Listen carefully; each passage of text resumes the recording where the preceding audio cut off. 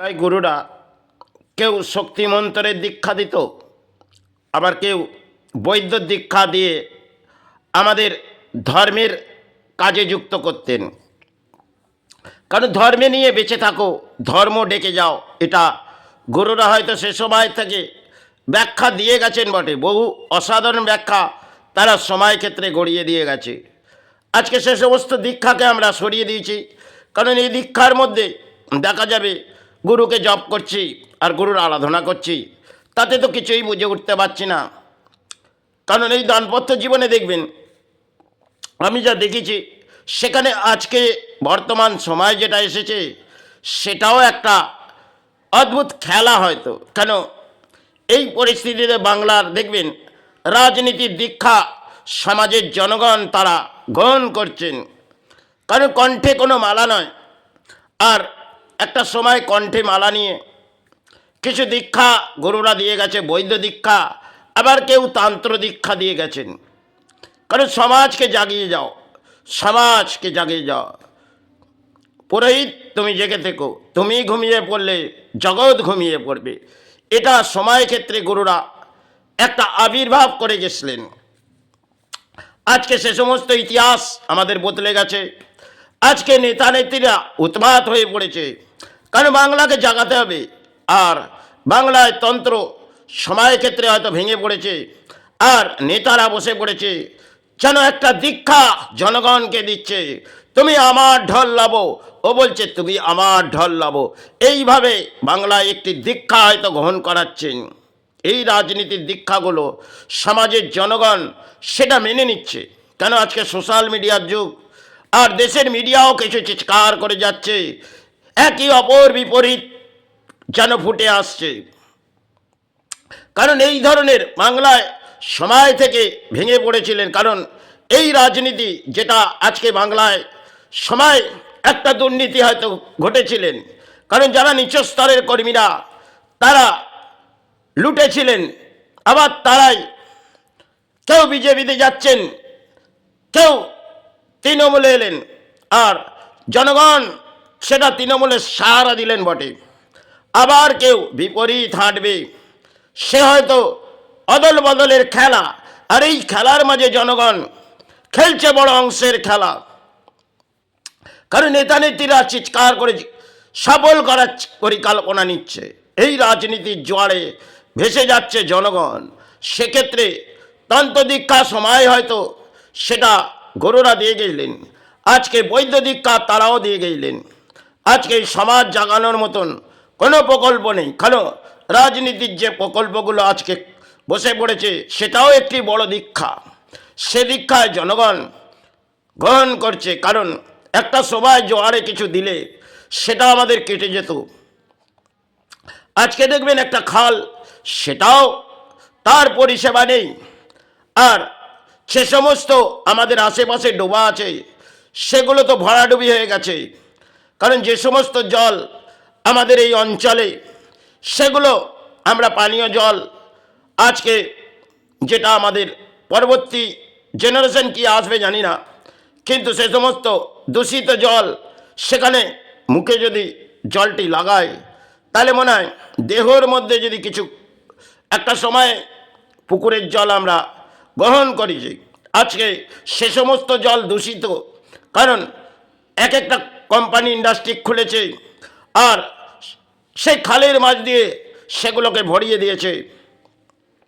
আজকে বাংলায় দেখবেন এক একটি পুকুর, সেখানে আর পরবর্তী সময়ে যে মাছগুলো চাষ হতো তাতে হয়তো মানুষের জীবনে বুদ্ধিশক্তি আসতো বটে। আজকে ভেড়ির মাছকে সেখানে জনগণ উন্মাদ হয়ে পড়ছে, কারণ ভেড়ির মাছে আজকে সময় হয়তো আমরা ভেড়ির মাছ নিয়ে গ্রহণ করছি, কারণ অন্যের আহার প্রয়োজন। আর যে পানীয় জলগুলো একটা সময় আমরা সেগুলো টিউবওয়েল থেকে নিয়ে খেতাম, আজকে সেগুলো দূষিত, কারণ নিচ স্তরগুলোকে জাম পড়ে যাচ্ছে। আর প্রকৃতিতে একটা সময় হয়তো আমরা সেগুলো পেয়েছি, কিন্তু আজকে আমরা সব হারিয়ে ফেলেছি। কারণ এর দায়বদ্ধতা দেখবেন আমরা যতটা শীতে এসে গেছি ততটাই রাজ্যের মাঝে দেখবেন একটা খেলা বড় অংশের চলছে, কারণ রাজনীতির খেলা, আর সেই খেলার মাঝে জনগণ হয়তো ভেসে যাচ্ছে। কিন্তু জনগণ আজকে দেখবেন বর্তমান সময় অর্থ অর্থ নিয়ে মানুষ চিৎকার করছে, কোথায় অর্থ কিভাবে বিলিং হচ্ছে। কারণ রাজ্যের যে পানীয় জল সেটাও তো কিনে খেতে হচ্ছে। আজকে আমরা বর্তমান সময় দেখবেন ঘরে ঘরে দেখবেন অর্থ সঞ্চয় কম, কিন্তু পানীয় জল সেটা তারা হয়তো গ্রহণ করছেন বটে। কিন্তু রাজ্যের পরিস্থিতিতে এ রাজ্য তো ভেঙে পড়েছে, কারণ এ রাজ্যের নেতারা হয়তো আজ চিৎকার করছে কাল আবার গড়ে দিয়ে যাবে। এই তো রাজনীতির জনজোয়ার। এই জনজোয়ারে জনগণ হয়তো সময় একটি ঢল লাভিয়ে চিৎকার করে রাজ্যকে যেন নেত্রীকে জাগিয়ে দিলেন, রানীকে, রানী তুমি জেগে ওঠো। কিন্তু রানী যতটা সময় জেগেছে তাতে রাজ্যের উন্নতি হয়তো অবনতি ঘটেছে।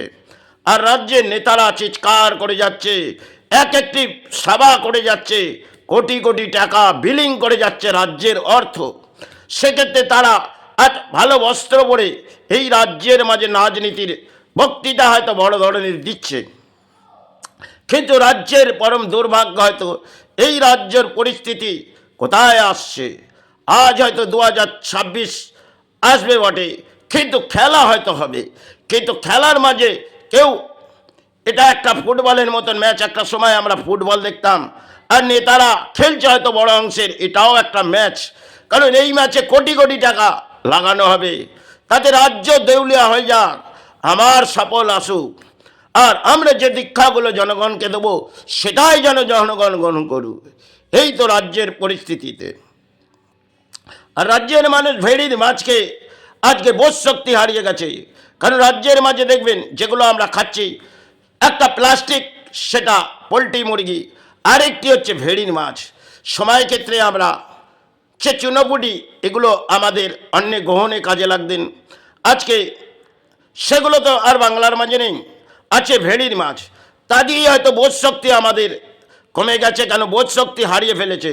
কারণ গুরুরা দন্ত দীক্ষা এবং বৌদ্ধ দীক্ষা দিয়ে গেলেন, তারা কিন্তু দীক্ষার মাঝে কিছু ব্যাখ্যা দিয়ে গেলেন যে সমাজকে জাগাও। এই সমাজ যে জেগে উঠেছে তাতে রাজনীতি জেগে উঠেছে। ধর্মনীতি তো এই নেতারা উৎপাত হয়ে ছেলে একটা ধর্মস্থান গড়ে দেবে আর ধর্ম জাগিয়ে যাবে, ফুল পুষ্প ফেলে দাও। আজকে আমরা সেই জায়গার মাঝে, একটা সময় সুভাষচন্দ্র এসেছিলেন এই বাংলার মাঝে, জেগে উঠেছিল, হয়তো সময় ভেঙে পড়েছে, তিনি আর ফিরে আসবে না। আসবে হয়তো নেতারা, তারা রাজনীতির মাঝে একটু খেলা খেলবে। সুভাষ চরণে প্রণাম জানিয়ে আমি রাজ্যের মাঝে আসছি, খেলবো বড় অংশের খেলা। এই তো হচ্ছে বাংলার দুর্নীতি, এটা ভরে উঠেছে। কারণ শিল্প বলে বাংলায় কিছু নেই, কারণ কর্মস্থান বাংলায় সরিয়ে দেওয়া হয়েছে, আসছে ধর্মস্থান। তাতেই ধর্ম যদি জেগে যায়, কিন্তু পেটে যদি অন্ন না থাকে, খালি পেটে ধর্ম হয় না। আর নেতারা ধর্মস্থান গড়ে দিয়ে যাচ্ছে, রাজ্যের পরিস্থিতি ভেঙে পড়ছে। এই তো রাজ্য, এই তো বাংলা, জেগে উঠো, उठो जागो जब तक तुम्हारे लस पूरी ना हो जाए। इस बात किसी सब समय सुनाई गई थी, अब समय किसी बात इन नेताओं ने सुना रही। अब ना जाने इस भारत क्या चले जा रहे। अरे बंगला कोथाय चले गलो, इस बंगाल कहाँ चले। जय गुरु जय।